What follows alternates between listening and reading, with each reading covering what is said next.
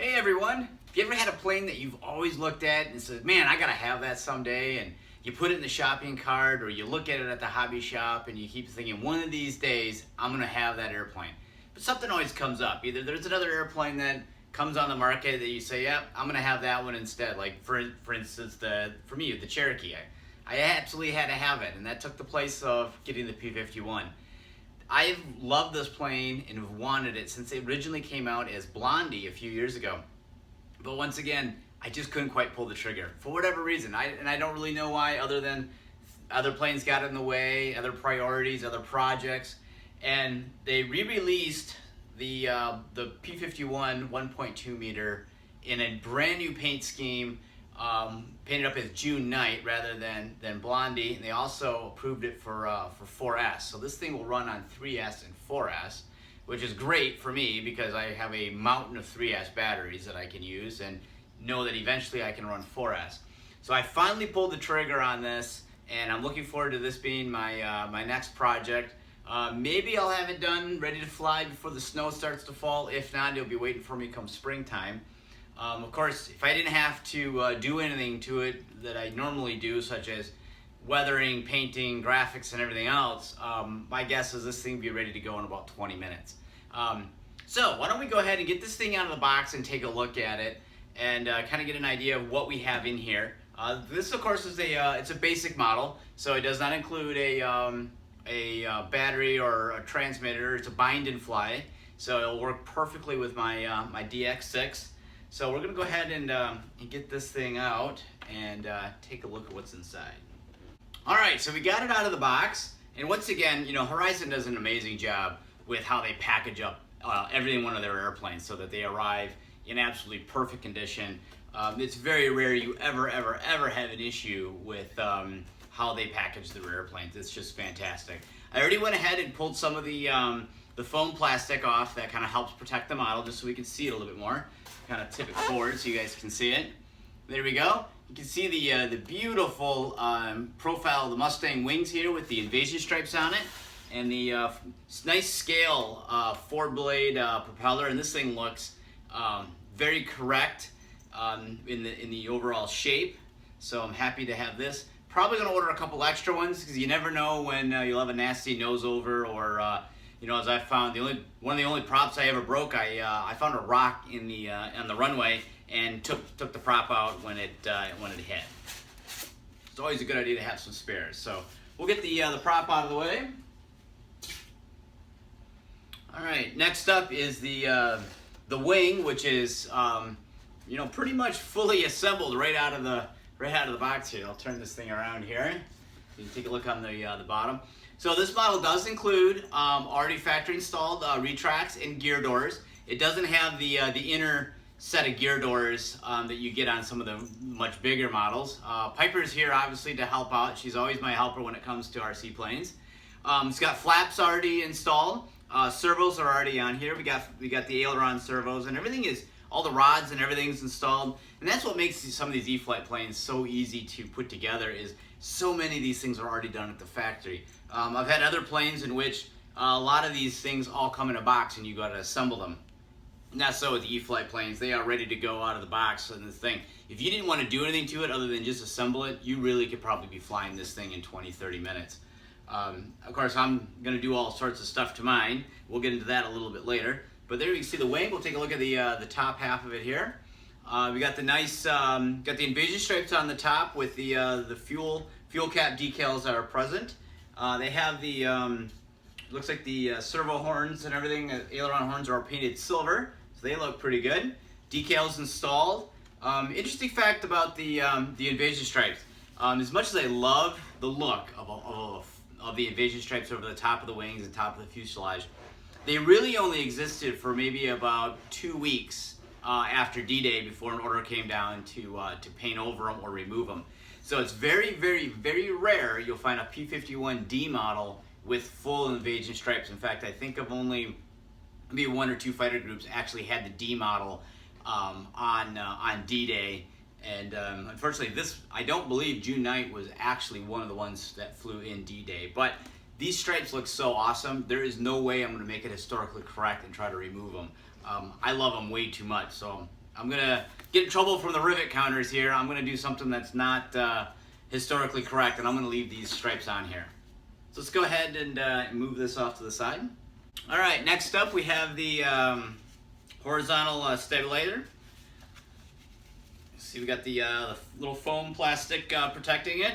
Looks like these just fold together, or they have a little, I think it's a D-shaped, little square piece here to keep the, so the elevators will rotate together. It looks like we're gonna have a little carbon spar that goes in between there, and these just screw in, which is nice. You don't have to worry about gluing these together, so in case you ever need to disassemble the airplane. Another nice feature that I really love about the E-Flite P-51 is the external drop tanks. These are just a really cool feature because they slide on and off the wings. So if you want to fly with the drop tanks on or without the drop tanks, it's really easy to put these things on. I'm going to hope that a set of P-47 bombs will fit as well on the same rails, so then I can switch between an air support, air escort role with the drop tanks to more of a air-to-ground close air support P-51 by putting the bombs under it. So these are cool little features. They're made out of foam. They're extremely lightweight, and they just slide into place under the wings. All right, next up we have the fuselage, which wow, this is pretty cool because this is the first time I've had it out of the box to take a look at it. The airplane is really nicely scaled. Real nice panel lines on it. It's got some rivet details. The pilot is nicely detailed. The cockpit's okay, it's not too bad. It's got the battery pack and everything behind the pilot. Everything looks pretty good. I mean, if you really want to take some time, you can spend a lot of time and effort really detailing up this cockpit. It's got the basics are here already, but you could really ramp it up if you wanted to. But it's not, you know, an empty hole in the canopy area here. It is got some detail, some three-dimensional detail. It actually looks pretty good. It's got the nice exhaust stacks, and it looks like they already drilled holes inside each one of these stacks, so they actually look correct. You can see the front. It's got the brushless motor already pre-installed. You can see the wires coming out of that. This does include a 40 amp ESC, so it's suitable for 3 and 4S. You can see the June Nite livery and the black and white stripes on there, indicating the squadron and fighter group that it's from. Looks like everything is pretty well done. The only, I guess not really complaint, but the only issue I have is that I wish the tail wheel would retract. P-51s are such a beautiful shape. I wish the wheel would go up and down, but I'll tell you what, when you look at how beautiful the rest of this airplane looks, it's so easy to overlook the tail wheel hanging down. It's not going to be a big deal at all. I think it's pretty unobtrusive, really, and it's in the proper place that it should be on a P-51, so I'm not going to worry about that too much.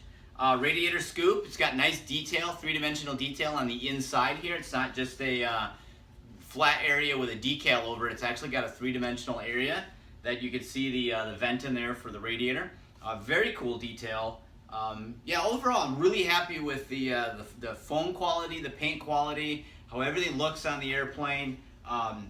Yeah, it's a winner. There's no doubt about it. Let's take a look at let's pop the battery hatch off here. We got some balsa wood in here. We have the installed AR636A, so it's got AS3X and safe already pre-programmed from the factory. The servos, A330 servos are already installed.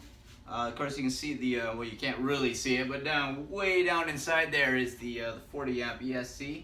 And it looks like there's a battery tray that you slide in and out to get to the battery. The battery actually sits right up in here where the motor does.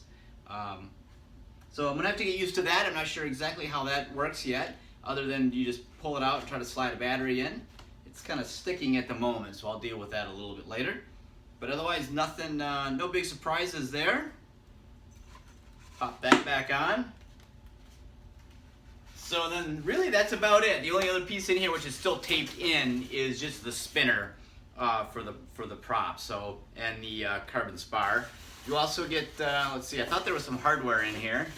Here we go. There it is. We got a bag of hardware, bind plug. You got some servo extensions to go from the wing up into the receiver. Your screws and prop nut are all included in a nice bag.